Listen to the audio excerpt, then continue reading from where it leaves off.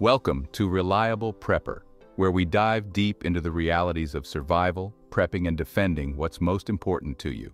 Today, we're tackling one of the most difficult and potentially dangerous scenarios any prepper might face: dealing with desperate neighbors during a crisis.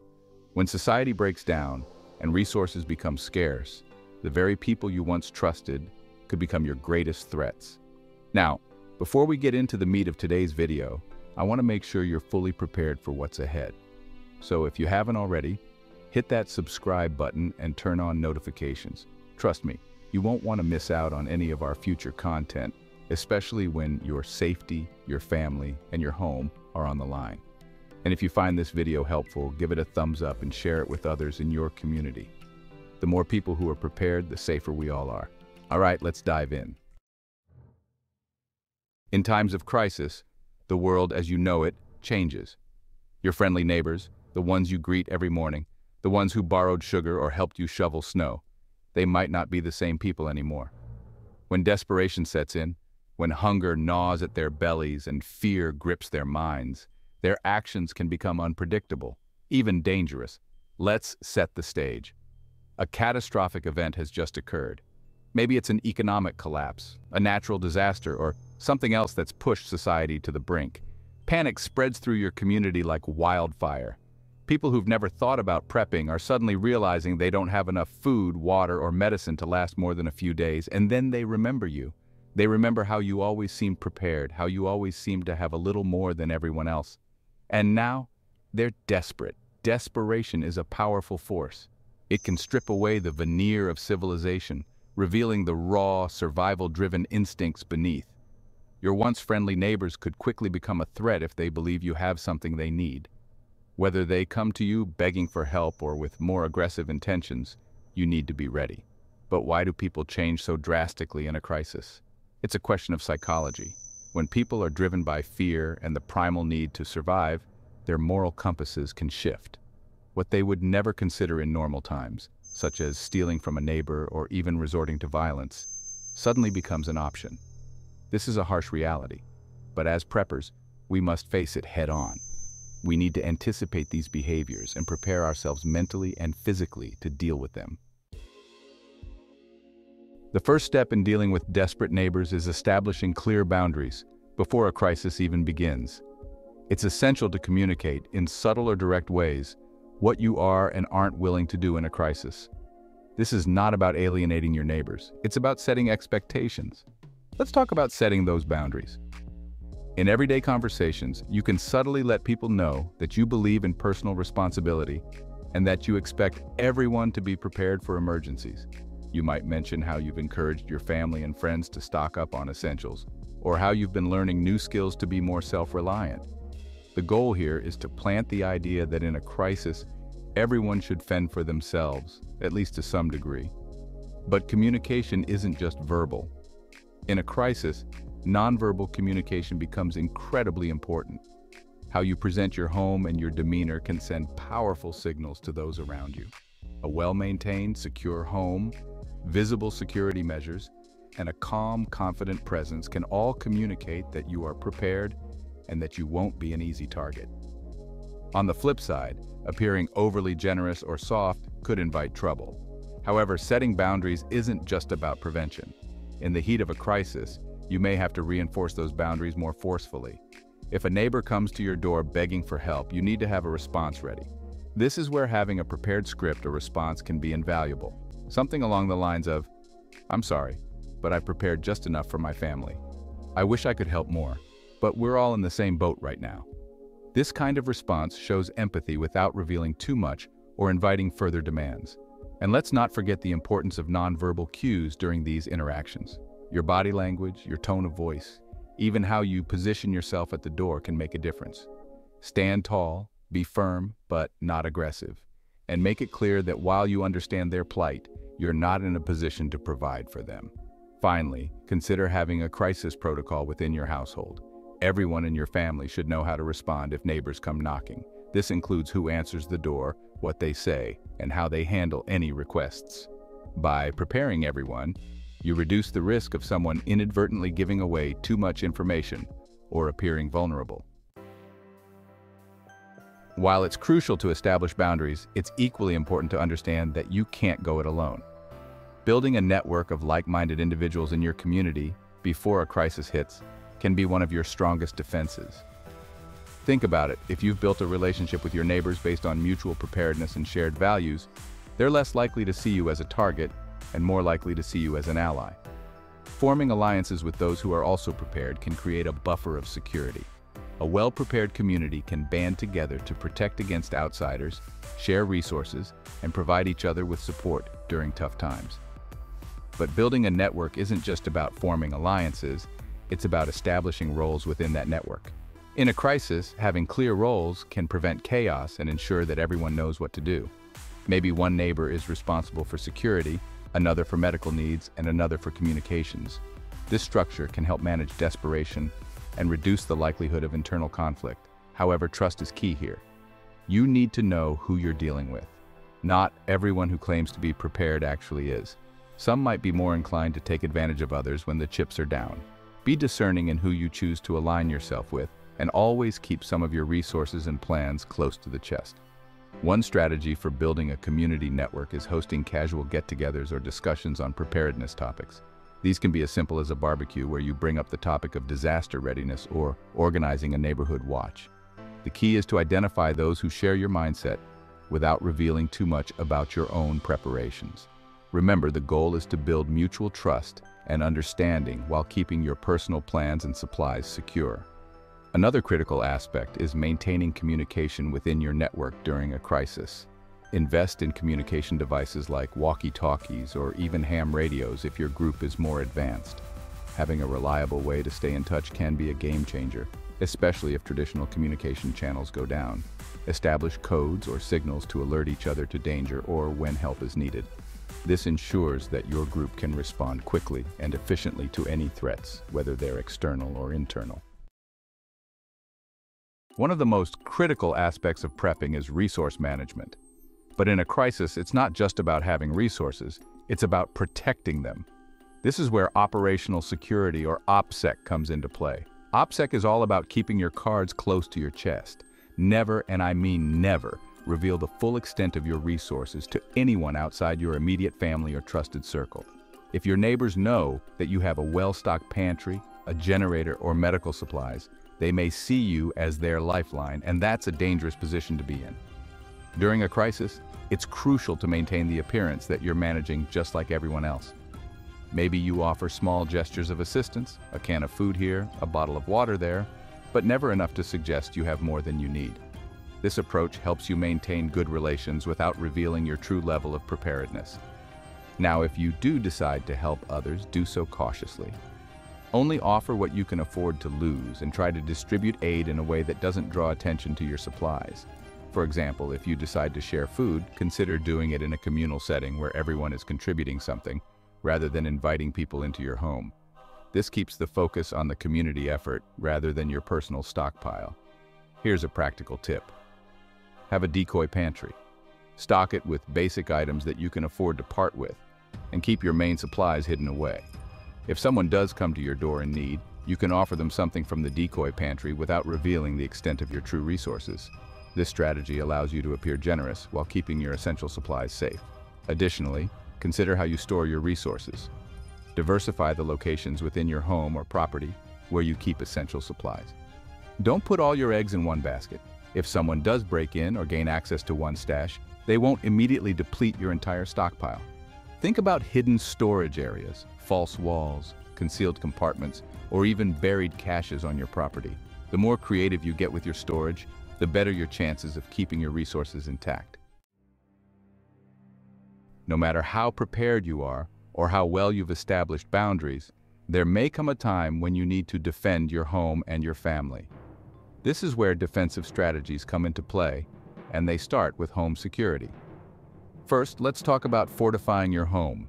In a crisis, your home is your castle, and it needs to be as impregnable as possible. Start with the basics. Reinforce doors and windows with strong materials. Install deadbolts, and consider adding security bars if necessary.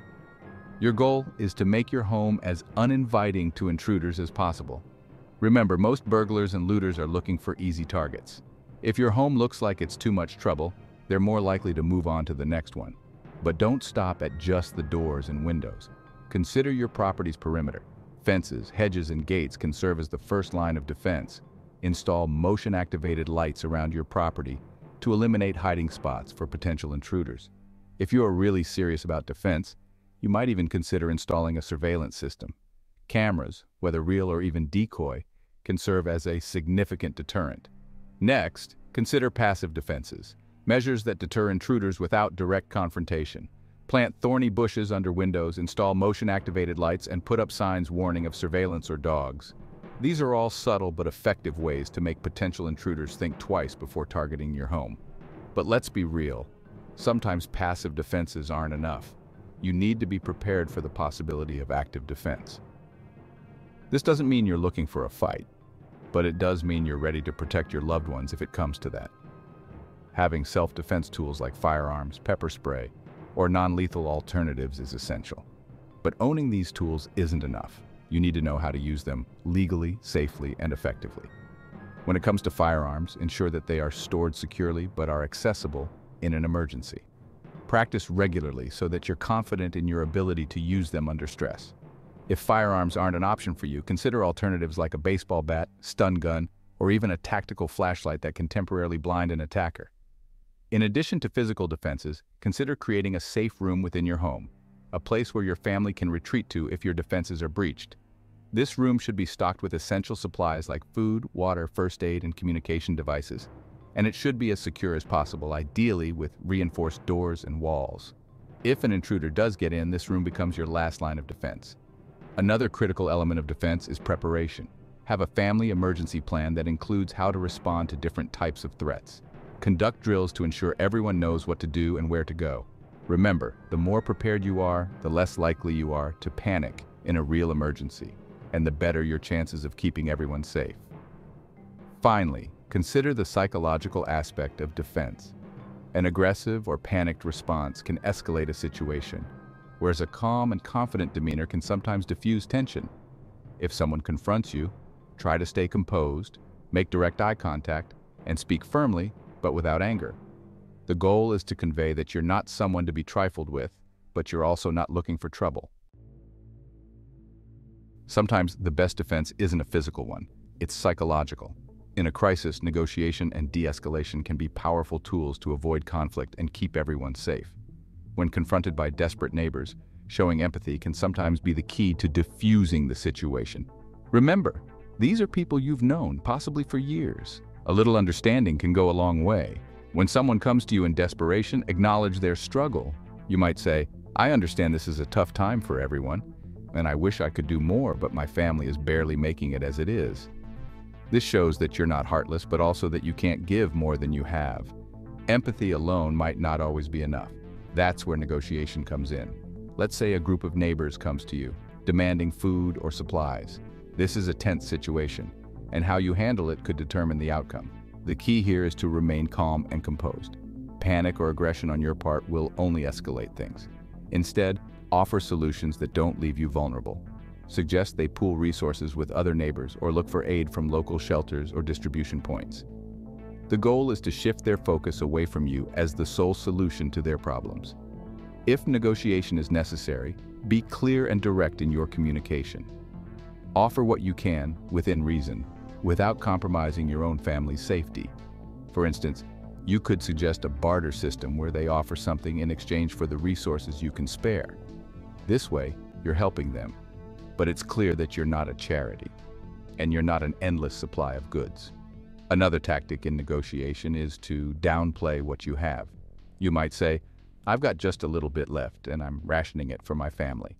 If you need help finding resources, maybe we can work together to find more." This approach suggests collaboration without putting you in a position where you're expected to give up more than you're willing to. In extreme cases, you may need to employ de-escalation techniques. This might involve calming someone who's become aggressive or irrational due to desperation. Use a calm, steady tone of voice, avoid sudden movements, and try to bring the conversation back to a rational discussion. Sometimes, simply acknowledging their frustration can be enough to calm them down. I can see that this situation has you on edge. It's tough for all of us right now, but getting angry isn't going to help. Let's figure out a solution together. Always have a backup plan if negotiations or de-escalation fail. Know your exit routes, have a way to alert your community network, and be ready to defend yourself if things take a turn for the worse. But remember, the goal is always to avoid violence if possible. A peaceful resolution is always better than a confrontation, especially in a world where medical help may not be readily available. As preppers, we always hope for the best, but plan for the worst. While it's important to be prepared to deal with desperate neighbors, you also need to have a plan in place if things go south, if your neighborhood becomes too dangerous to stay in. First, consider your bug-out plan. This is your strategy for evacuating your home if staying becomes untenable. A well-thought-out bug-out plan includes a destination, a route, and the means to get there safely. Your bug-out location could be a cabin in the woods, a relative's home in a rural area, or even a well-stocked bug-out bag that allows you to live off the land for a while. The key is to have this plan in place before things get bad, so you're not scrambling at the last minute. Your bug-out plan should also include contingencies for different scenarios. For example, what if the main roads are blocked or too dangerous to travel? Do you have alternative routes? What if you're forced to leave on foot? Do you have the appropriate gear and physical fitness to make it? These are questions you need to answer long before a crisis occurs. If bugging out isn't an option, focus on fortifying your home and creating a safe room as discussed earlier. This room should be able to withstand a prolonged siege with enough supplies to last at least a couple of weeks. It should also have a way to communicate with the outside world, whether that's through a radio, a landline, or even a signal to alert neighbors in your community network that you need help. In a worst-case scenario, you might also need to consider the mental and emotional toll of a prolonged crisis. Desperate times can push people to their limits, and the stress of constant vigilance can wear you down. It's important to have coping mechanisms in place, whether that's regular family meetings to check in on each other, activities to keep your mind engaged, or even just a moment of quiet reflection each day. Staying mentally strong is just as important as being physically prepared. And let's not forget about recovery and the aftermath of a crisis. When the dust settles and the immediate danger has passed, you'll need to assess the situation and plan for the future. Rebuilding trust with your neighbors, restocking your supplies, and analyzing what worked and what didn't in your crisis plan are all essential steps. Learn from the experience and use that knowledge to improve your preparations for the next time. Because in the world we live in, there's always a next time. So, what do you do when your neighbors become threats? The truth is, there's no one-size-fits-all answer. It's a delicate balance of being prepared, setting boundaries, building alliances, and knowing when to stand your ground. But one thing is certain, if you wait until a crisis hits to start thinking about these things, it's already too late. Now that you've armed yourself with the knowledge from this video, it's time to take action. Start building those relationships with your neighbors today. Secure your home, plan for the worst, and most importantly, keep your preparations close to your chest. Remember, being prepared isn't just about having supplies, it's about having the mindset and the strategies to protect yourself and your family when everything else falls apart. Before you go, I want to remind you to subscribe to Reliable Prepper if you haven't already. Hit that notification bell so you never miss a video that could be the difference between being ready and being caught off guard. If you found this video helpful, please give it a thumbs up and share it with others.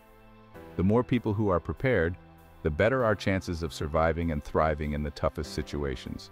And one last thing, preparation isn't just a one-time effort, it's a lifestyle, a commitment to staying vigilant and always improving your strategies. Take the lessons you've learned today, implement them, and continue to educate yourself. Each step you take towards preparedness brings you one step closer to ensuring your safety and the safety of those you love. If you have any questions or thoughts about today's topic, drop them in the comments below. I read everyone, and I'd love to hear how you're preparing or any experiences you've had with this kind of situation. Let's keep the conversation going and learn from each other. Until next time, stay safe, stay prepared, and as always, stay reliable. Remember, Reliable Prepper is here to guide you through the complexities of prepping with no-nonsense advice and strategies that work in the real world. So don't forget to subscribe, like, and share this video. It's time we build a community of preppers who are not just prepared, but who are ready to face any challenge head-on. The next crisis could be around the corner. Will you be ready? Make sure you're part of the reliable prepper community, and together, we'll weather any storm.